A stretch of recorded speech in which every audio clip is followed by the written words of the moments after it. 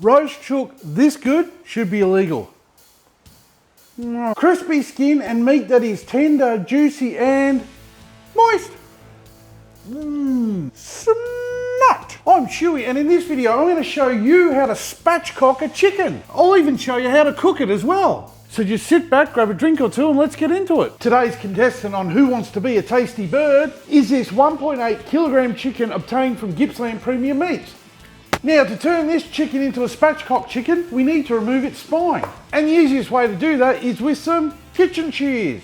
So just cutting up one side of the spine, repeating the process up the other side. And then using a sharp knife, we need to cut through this cartilage. 5mm will do. Then using your fingers, bend it back, and contestant number one will now lay flat for us. Now we just want to pat down any of the exposed skin with some paper towel, flip it over and do the same. This is just going to help us get some crispy skin later on. Don't forget the naughty bits. I still see people washing their chicken. Stop doing it. There's no need for it, and all it does is spread bacteria. Time for some seasoning, and we'll be making our own today. Part of it's going to help crisp up the skin, and the other part is, well, for flavour. Now throw all of these ingredients into a shaker or a bowl if you don't have one. Now give them a good mix up like a bartender making a cocktail. Or you could just use your favourite chicken rub and add some baking powder to it. Just make sure it's the aluminium free baking powder or your chicken will taste like tin. Now we're just going to lightly apply some avocado oil to the bottom of the chicken and brush it all over. Sprinkle over our newly made magic dust on the legs and the wings, remembering this is to help crisp up that skin. Where there is no skin, I'm just going to use some of this Vegetub powder. Now if you can't find this, it's just vegetable stock, so any brand will do. Flip the lucky contestant over, we're just going to lightly oil the skin. And now from a height of roughly 30 centimetres, apply a coating of the magic dust we made. This just allows the particles to separate before they hit the bird. And then we get an even coverage of the rub and an even flavour across the entire bird. We can just pop this aside while we get the barbecue ready.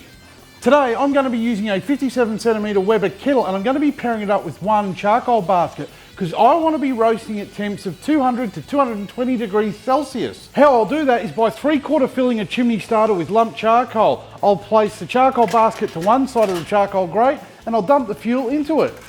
I'll add one chunk of pear smoking wood from the legends out at Slow Burn Smoking Wood Supplies. I'll pop in a tray of parboiled veggies now. Carefully place the grill back in. I'll pop the lid on, making sure the lid vent's on the opposite side of the lit fuel, and I'm going to make sure both the bowl and the lid vents are wide open. And we're going to give the grill 10 minutes to warm up. Did you know that Weber won't respond to my countless requests to work with them? Seems a little weird to keep ignoring me. The Weber's warmed up, so we can now add the bird. We're going to place it on the opposite side of the lit fuel, directly over the veggies, with the breast facing the charcoal. And now add an internal temp probe into the thickest part of the breast.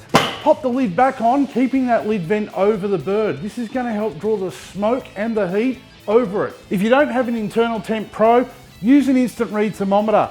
These things are that cheap and you can pick them up pretty much everywhere now. Today I'm cooking with a high indirect heat of 200 to 220 degrees Celsius, and all up this 1.8 kilogram bird's going to take around 45 minutes to be reading 74 degrees Celsius internally. Now for those of you who love to follow my beer timer, the veggies take an hour and 15 minutes, pushing this to a 3-beer cook.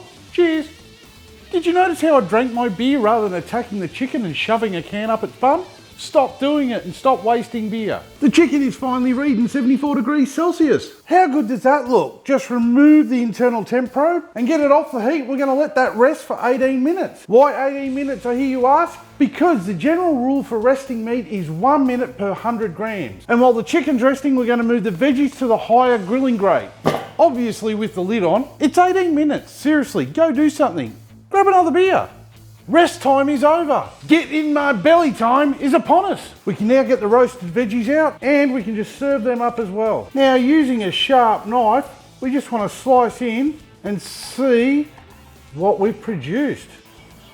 Juicy. Weber, come on, it's a no-brainer. You make them, I cook on them, and I show others how to use them. If this isn't making you hungry, you must be vegan.